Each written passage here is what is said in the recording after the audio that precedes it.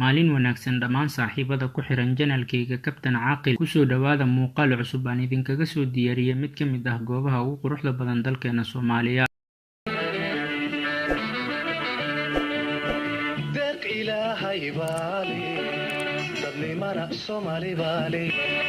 Aniga iyo qaar ka mid ah asxaabteeda ayaan safar gaaban lehna jawi macaan badan u aadnay dhulbeereedka Afgooye oo ka mid ah degmooyinka hoostaga gobolka Shabeellaha Hoose.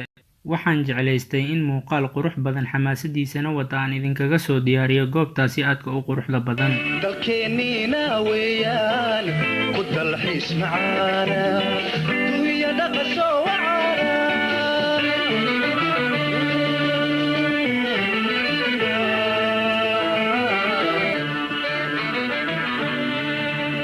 alla danaha dhaqankeena dambarsame caalamkeena.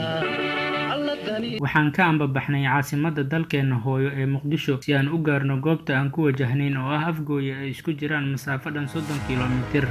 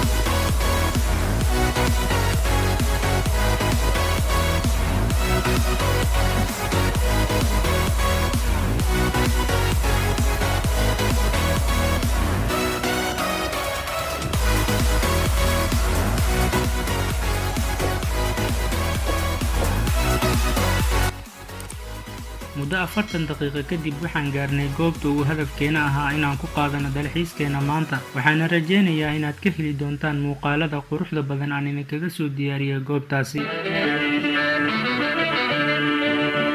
deeq ilaahay baale dadnimana Soomaali baale dalkeenina weeyaan ku dalxiis macaana dunya dhaqasho wacaana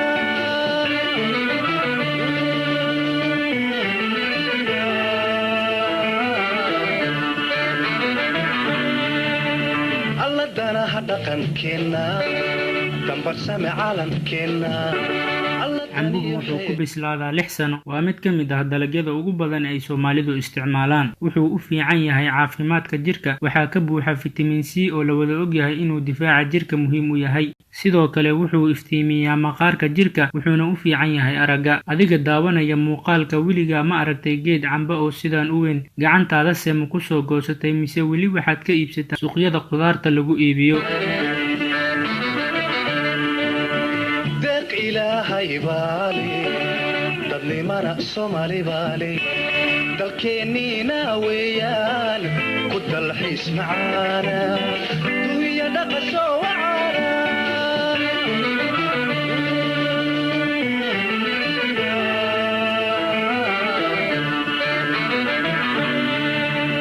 alla danaha dhaqankeena dambarsame caalamkeena.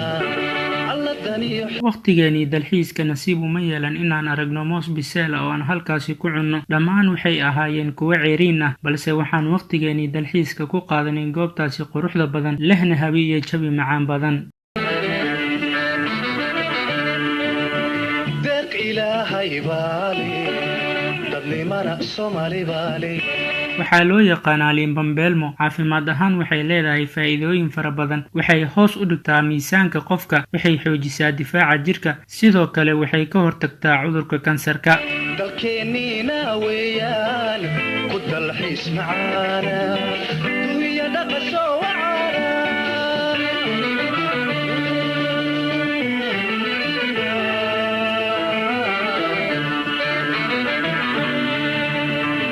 alladana dhaqankeena dambarsame caalamkeena alladaniyo xeesheena degmada Afgooye waxay ka mid tahay magaalooyinka uu maro webiga Shabeelle ahna webiga ugu dheer dalkeena Soomaaliya waxaana muuqaal kale qurux badan aan idinkaga soo diyaariyay webigaasi deeq ilaahay baale dadnimana Soomaali baale dalkeennina weeyaan ku dalxiis macaana dunya dhaqasho wacaana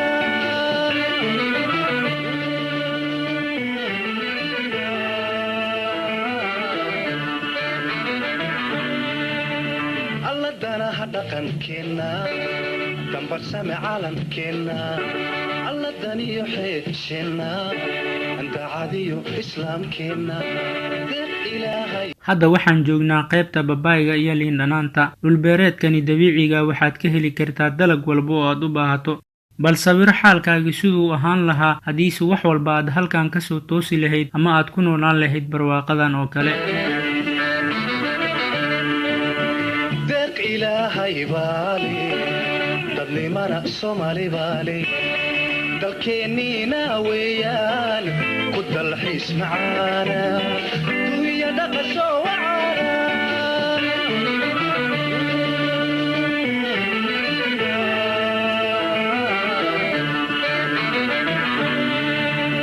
alladana dhaqankeena dambarsame caalamkeena alladaniyo xeesheena andacadiyo islaamkeena dalxiiska goobtani waxay noo ahayd maalin qurux badan waxaana halkaas ku soo aragnay waxyaabo kala duwan oo ay ka mid yihiin dalagyada ka baxa dalkeena sida muuska cambaha babaayga mirahan oo ay Soomaalidu u taqaano isbaandees liin bambeelmada iyo liin dhanaanta iyo wixii la mid ah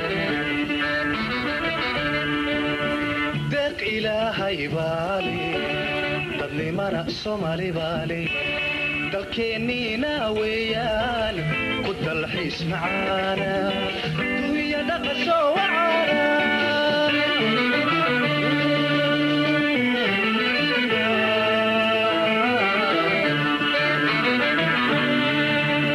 alladana dhaqankeena waxaan halkaas kula kulannay shakhsiyaad qalbiye nadiif ah leh kuwaas oo ka shaqeeya beerta gudaheeda naguna soo dhaweeyay goobtaasi aadka u quruxda badan dhul hodan ku ah beeraha mid ka mid ah goobaha dabiiciga uu dalkeenu leeyahay oo Allah subxaanahu wa ta'ala ku manaystay dadkiisa si ay ugu intifaacaan dalkeenu wuxuu leeyahay goobo aad u qurux badan muhiimna tahay in la soo booqdo oo loo dalxiis tago hase ahaatee dadku ay ka qarsan yihiin goobahaasi ayna iska indhatiraan iyagoo ku mashquulsan dhul aysan lahayn doonayaanse inay ku raaxaystaan dhulkaasi muwaadinka dhabta ahow ugu meel loo dalxiis tago waxa ugu wanaagsan waa dalkaaga hooyo oo aad gudihiisa kheyraadka yaala soo booqato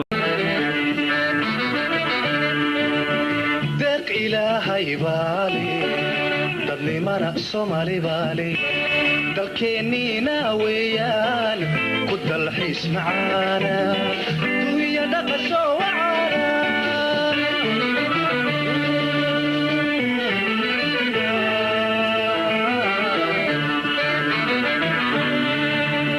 alladana dhaqankeena dambarsame caalamkeena alladaniyo xeesheena andacadiyo islaamkeena